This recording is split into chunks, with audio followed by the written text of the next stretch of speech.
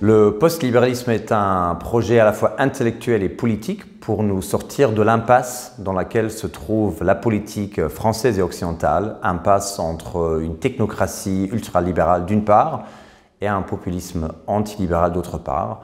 Le post-libéralisme s'appuie sur la doctrine sociale de l'Église et d'autres courants intellectuels pour construire une politique fondée sur deux principes, la dignité de la personne et la poursuite du bien commun.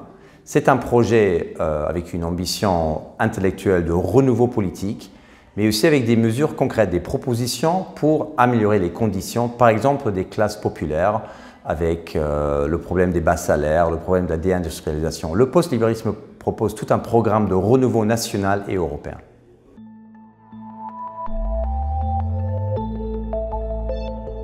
Il me semble que l'école Thomas More fait un travail unique, conjuguant une réflexion intellectuelle, de l'action concrète et la formation. Et c'est indispensable pour créer une autre politique, pour bâtir un projet ou des projets politiques vraiment de renouveau et surtout de former une nouvelle génération, qui ne va pas défendre des intérêts particuliers seulement ou l'intérêt d'une classe supranationale. Au contraire, une génération qui va défendre l'intérêt national, des intérêts particuliers légitimes, comme par exemple la dignité du travail, mais aussi les entreprises.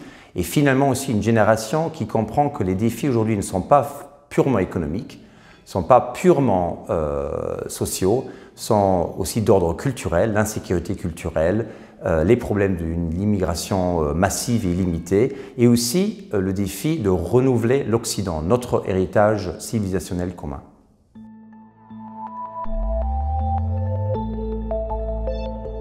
J'ai voulu transmettre deux propos. Premièrement, qu'un programme et un projet politique doit se fonder sur des principes forts comme la dignité de la personne et le bien commun, qu'on ne peut pas continuer dans les vieilles idéologies parce que celles-ci ont réduit la personne à l'individu isolé, ont réduit la politique à un pur contrat social très formel. Il faut partir de l'idée que nous sommes des êtres relationnels, ancrés en famille, en terroir, dans les nations, et partir de ce réalisme pour bâtir autre chose.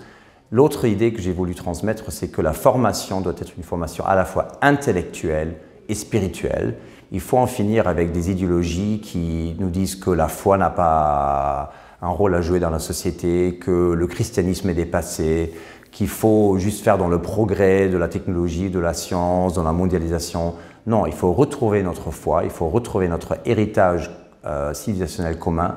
Et il faut surtout renforcer les nations et aussi l'Europe au sens culturel pour faire face aux grands défis et aussi aux menaces. La formation est intellectuelle et spirituelle, ou sinon elle n'existe pas.